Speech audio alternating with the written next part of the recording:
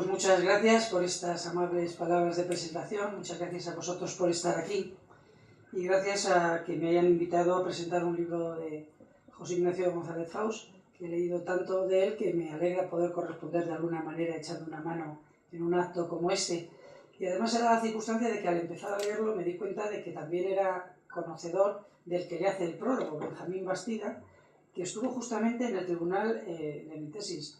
Yo hice una tesis sobre Yugoslavia intentando ver si la autogestión podía presentar alternativas al capitalismo y al estatismo, y justamente en esa reunión estuvo Benjamín Bastida, así como su mujer Teresa Virgil, y luego me dio una gran alegría saber que estaban vinculados al Centro de Cristianismo y Justicia, así que son dos amigos a los que tengo ocasión de hacer referencia. Pues vamos allá con lo que yo he pensado que podía significar mi intervención para situar el libro. Como en las moniciones litúrgicas, la presentación de un libro no debe desvelar su contenido, sino incitar a la escucha de la palabra de Dios en el primer caso, o a la lectura. En la presentación de los libros, lo que debemos hacer es animar a la gente, por lo que uno dice, a leerse el libro y a disfrutar con él. No a decir, como ya he oído la presentación, me ahorro la lectura. Y un poco desde esta perspectiva, quería compartir con vosotros tres cuestiones. La primera, la pertinencia de este tipo de publicaciones. En segundo lugar, qué cosas para mí, de modo evidente, aporta el libro de José Ignacio González Faus en el panorama social español. Y luego algunas primeras impresiones o sensaciones que me ha producido la lectura del libro. Vamos con la primera cuestión. ¿Pueden hablar los teólogos de economía? También esto de la economía es una cosa muy amplia. Decía José Luis San Pedro, ya ha señalado que hay dos tipos de economistas: los que ayudan a enriquecerse a los ricos y los que ayudan a que los pobres sean menos pobres. O sea que dentro del gremio hay una gran variedad. En los teólogos ocurre lo mismo. El teólogo no es decir del todo quién es el sujeto que tiene ese calificativo. Pero ¿pueden hablar los teólogos de economía? Bueno, la cuestión para empezar es que esto está muy discutido. Tanto los teólogos lo discuten como lo discuten los economistas. Por ir rápidos, pero por ilustrar esto que estoy diciendo, conviene recordar que, por ejemplo, Lutero pensaba que cuando uno actúa en el ámbito de los negocios y de la economía, debía de olvidarse poco menos de que era cristiano, porque lo cristiano y los valores de las bienaventuranzas funcionaban en el espacio familiar, amistoso, interpersonal, pero en el campo de lo estructural, lo político y lo económico, si uno se lo tomara en serio, acabaría destrozado por los buitres o por los lobos, siendo una oveja, ¿no? No solo es una cuestión de los reformados. Schnackenburg, un famoso teólogo católico de temas bíblicos, dice en uno de sus textos más famosos que Jesús no quiso cambiar el sistema económico y político, sino que quiso evitar que hubiera odio, rencillas dentro del comportamiento de los seres humanos. Dice unas cosas verdaderamente sorprendentes respecto a Jesús, cuando todos sabemos la de conflictos que tuvo Jesús en el ámbito económico también. Entre los economistas pasa lo mismo. Le invitaron a Pedro Esbart, conocido economista liberal, a participar hace años en el Congreso de Teología, en el congreso que se titulaba Dios o el dinero. Y en la mesa redonda en la que él intervino, preguntó que a quién se le había ocurrido ese título. Y cuando le dijeron que hay una frase del Evangelio en la que dice que no se puede servir a Dios o al dinero, quedó completamente sorprendido. Y dijo, no, es que la que yo recordaba es, mi reino no es de este mundo, para hablar de la economía. Y luego ya se centró en aquello de, dad al César lo que es del César, y a Dios lo que es de Dios. Por supuesto que también hay muchos economistas de izquierdas que consideran que los cristianos tienen que abstenerse en este terreno de la economía. Por lo tanto, de entrada es un tema debatido. ¿Cómo podríamos situar un poco el asunto? Bueno, yo diría que si la economía fuera como la física, entonces un teólogo tendría poco que decir. Como mucho podría decir, las leyes son así, alabemos al Señor que las ha creado y utilicémoslas, como hacemos con la física, para realizar ingenios técnicos y demás. Si la economía fuera como las relaciones personales, pues podrían ser completamente manipulables, transformables, elegibles. Pero la economía está en una zona intermedia, entre las leyes de la física y la inmensa libertad que tienen las relaciones entre las personas, porque la economía es en parte técnica y en parte social.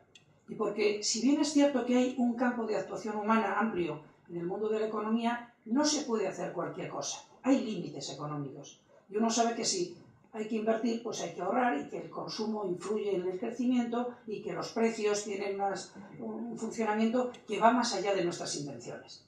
Por consiguiente, ahí hay una situación difícil, es una zona de grises, no es ni blanco ni negro el mundo de la economía. A este respecto, en el propio libro, encontré una forma de explicar esto muy a lo bestia, que José Ignacio describe así. He llegado a estas conclusiones, dice, después de estudiar la economía. A nivel general, la economía no es una ciencia fundada en cálculos matemáticos, sino en intereses personales ocultos, y toda su grandeza consiste en usar esos cálculos matemáticos para enmascarar aquellos intereses ocultos. Bueno, esto es pasarse un poco. Esto es pasarse un poco, pero algo hay. Hay algo en la ciencia económica de dar gato por liebre, de presentar como objetivo, inamovible, exacto y preciso lo que no lo es tanto. Ahora, también caeríamos en el error pensando que cualquier cosa es posible en economía o que bastan las buenas intenciones para obtener resultados positivos. Pues bien, en este contexto, el Vaticano II acertó, ya que estamos en sus 50 cumpleaños, conviene citarle de vez en cuando, acertó a buscar una fórmula intermedia que es muy acertada para el tema de la economía. Y en el número 36 de la Gaudium et Spes se dice: si por autonomía de las realidades terrenas entendemos que las cosas creadas y la sociedad misma, gozan de leyes y valores propios que el hombre ha de descubrir, aplicar y ordenar paulatinamente, exigir esa autonomía es completamente lícito. No solo la reclaman los hombres de nuestro tiempo, sino que está también de acuerdo con la voluntad del Creador. Y un poco más adelante dice: pero si con la palabra autonomía de las realidades temporales se entiende que las cosas creadas no dependen de Dios y que el hombre puede utilizarlas sin referencia al Creador, entonces un creyente no podrá aceptarlas. ¿Qué quiere decir este texto del Vaticano II? Que luego, curiosamente, Benedicto XVI aclaró, a mi modo de ver, bastante bien. Una cosa es que la Iglesia tenga que imponer soluciones técnicas en el campo de la economía, o sea, una experta profesional en ese terreno, y que pueda imponer desde fuera su lógica a una realidad que tiene la suya, y otra cosa es que las actividades económicas estén al margen o no tengan que tener en cuenta, digamos, la moralidad que acompaña a los actos humanos. Cuando los seres humanos hacemos cosas, tienen consecuencias positivas o negativas, y por lo tanto merecen un juicio.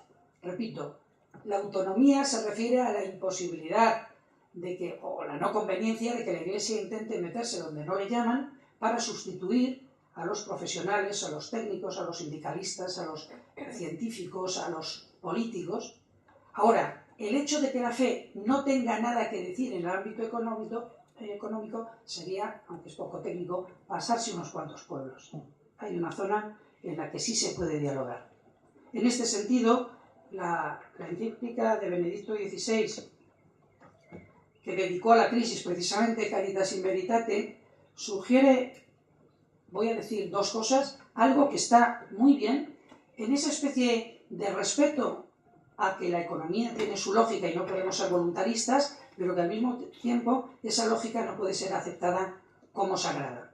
Esto es un poco lo que ocurre en otros ámbitos. Digamos, si uno quiere tener un juicio creyente sobre la sexualidad, lo primero que tiene que hacer es descubrir la lógica de esa dimensión de la vida. Y una vez que has descubierto esa lógica, verás el modo de humanizarla, de darle un tono de fidelidad, de cariño, de libertad, de amor, de tantas cosas como el Evangelio mete siempre como ingredientes para mejorar la vida. Dice el ex-papa: el objetivo exclusivo del beneficio, cuando es obtenido mal y sin el bien común como fin último, corre el riesgo de destruir riqueza y crear pobreza. No se puede decir mejor. El objetivo exclusivo del beneficio, cuando es obtenido mal y sin el bien común como fin último, corre el riesgo de destruir riqueza y crear pobreza. Y esto es literalmente lo que estamos padeciendo. Esa especie de autonomización de la economía que al final se produce en una catástrofe humanitaria. Por lo tanto, en economía no vale cualquier cosa, ni vale la intención, pero lo cierto es que en economía tampoco es verdad que solo se puede hacer una cosa. Quizás la ciencia económica lo que nos muestra es que ante cualquier problema existen diferentes alternativas y que cada una de ellas tiene costes y beneficios distintos y que además afectan a gente diferente. Por lo tanto, cuando se toma una decisión en economía, no es porque solo quepa hacer eso, sino porque de entre las cosas que se podían hacer, se ha elegido aquellas que tienen unas consecuencias para unos y otras consecuencias para otros.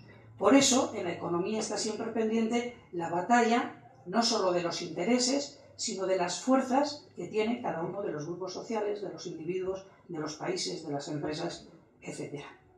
Por eso, viendo que esto es un poco difícil, al final llegué a la conclusión de que terminaría esta parte recordando una oración que utilizan varias asociaciones de personas con adicciones, de Alcohólicos Anónimos y otros grupos, porque se podría aplicar a la economía la oración perfectamente. Señor, concédenos serenidad para aceptar las cosas que no podemos cambiar, valor para cambiar las que sí podemos y sabiduría para distinguir entre las que podemos y las que no podemos. Yo creo que es la oración que los economistas por la mañana, si creen algo, debieran de rezar, para no dar lo uno por lo otro, que yo creo que es el timo de la estabilidad.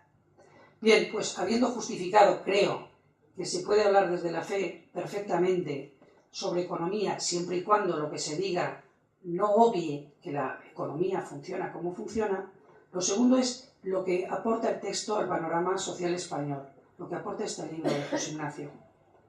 Bueno, pues en primer lugar, y me parece a mí casi de lo principal, el libro en todas sus páginas critica los fundamentos antropológicos y científicos de la ciencia económica.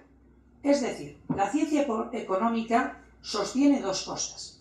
Una, que la economía funciona solo y gracias al egoísmo individual, o sea que la única fuerza que mueve la economía es el cada cual a lo suyo. Y en segundo lugar, que cuando se deja esto en libertad, la economía funciona bien sola. El famoso texto en el que esto se dijo, que corresponde a Adam Smith, que por cierto era profesor de teología moral también, el texto antológico es este. Ningún individuo se propone por lo general promover el bien común, ni sabe hasta qué punto lo promueve. Únicamente considera su seguridad, solo piensa en su ganancia. Pero en este, como en otros muchos casos, es conducido por una mano invisible a promover un fin que no entraba en sus intenciones. Mas no implica mal alguno para la sociedad que tal intención no existiera.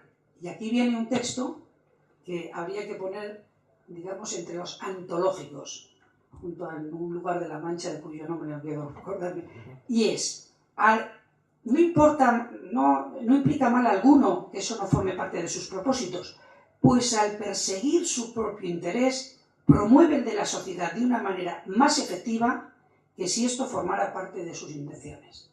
Esto es tremendo. Digo, el texto de Adam Smith dice esto.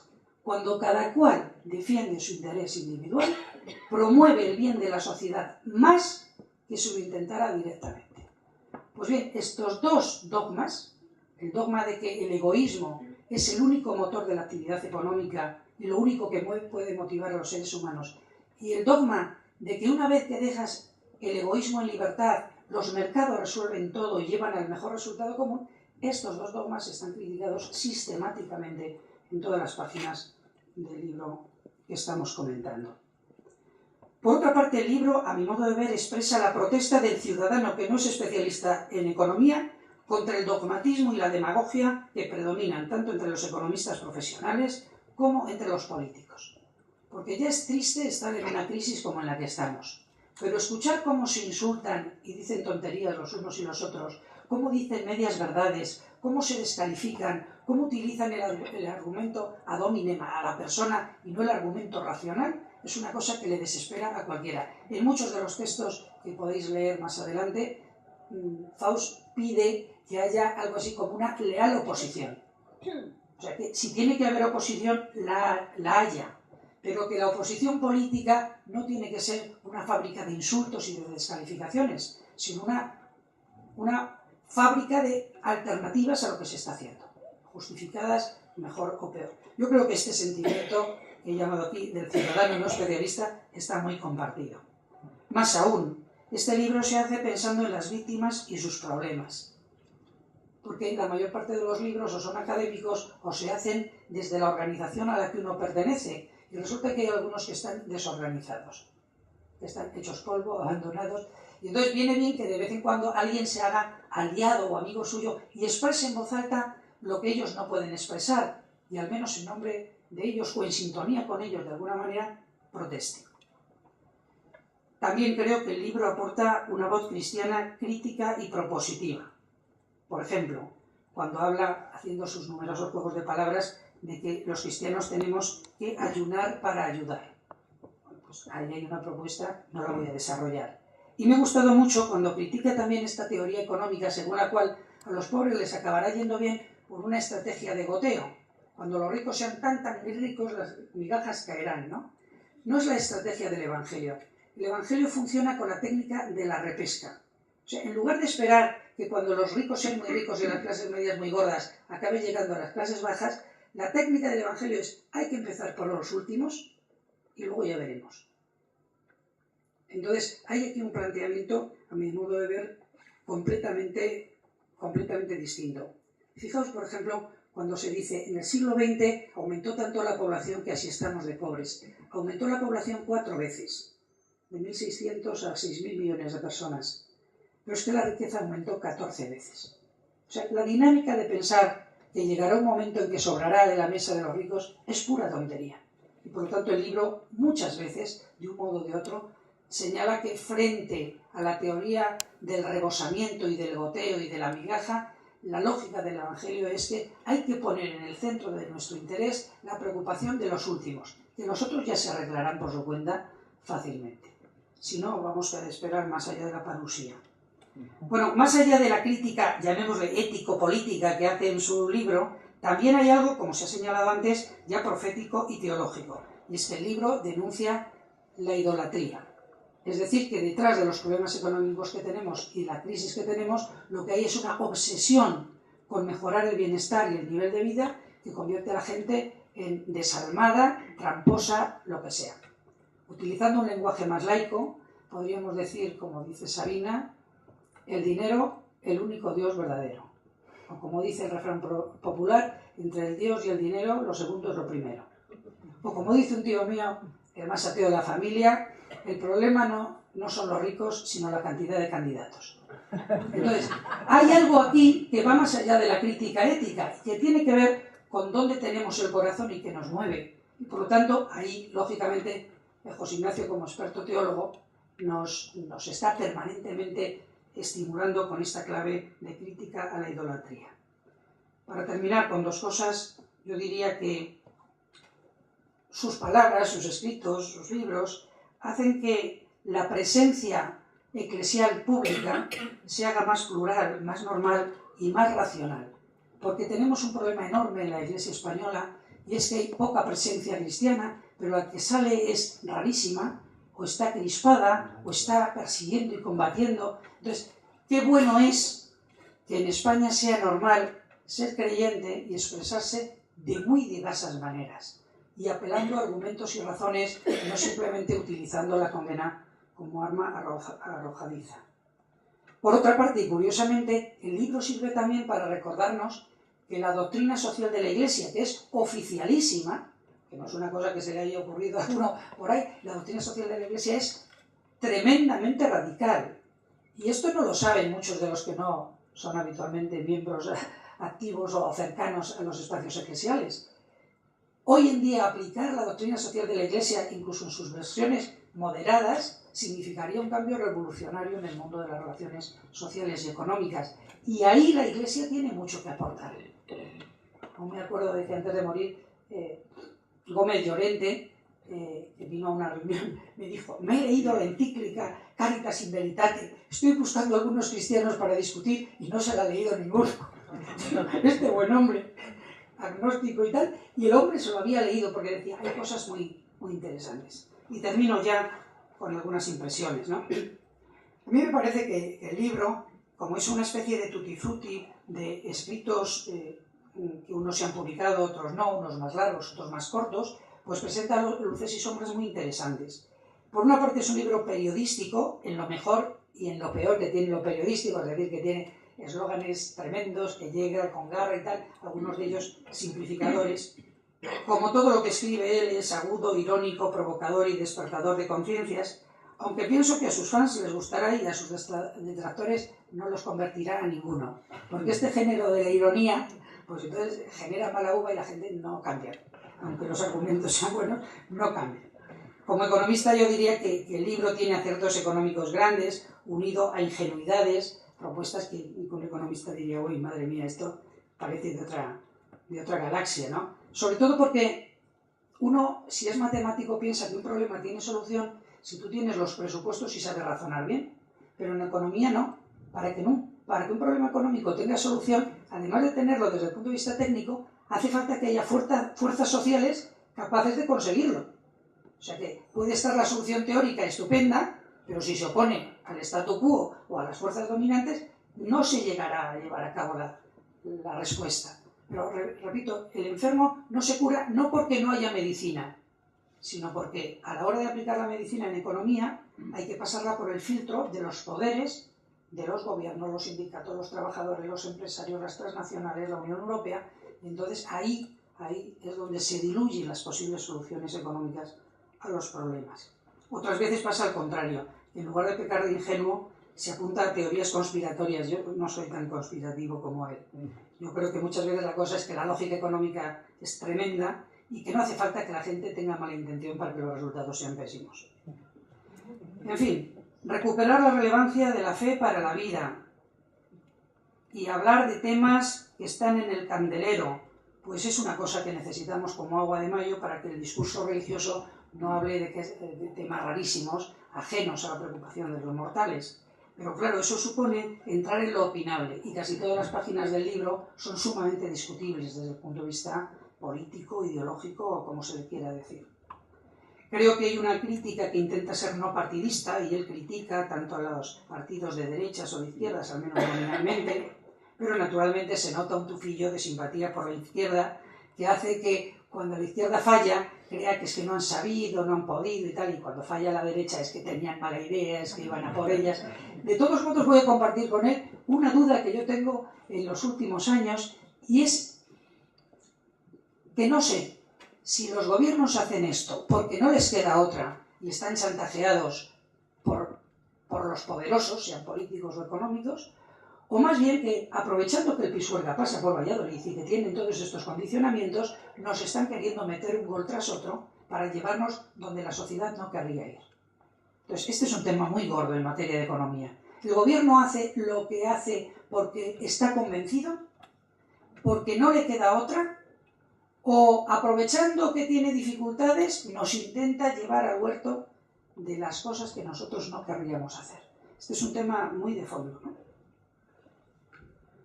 Bueno, termino diciendo que por lo menos González Faus habla de lo que le importa a la gente, y en ese sentido realiza un pequeño homenaje a Vaticano II, cuando en el texto que inicia Gaudium et Spes se dice: el gozo y la esperanza, la tristeza y la angustia de los hombres de nuestro tiempo, sobre todo de los pobres y de todos los afligidos, son también gozo y esperanza, tristeza y angustia de los discípulos de Cristo.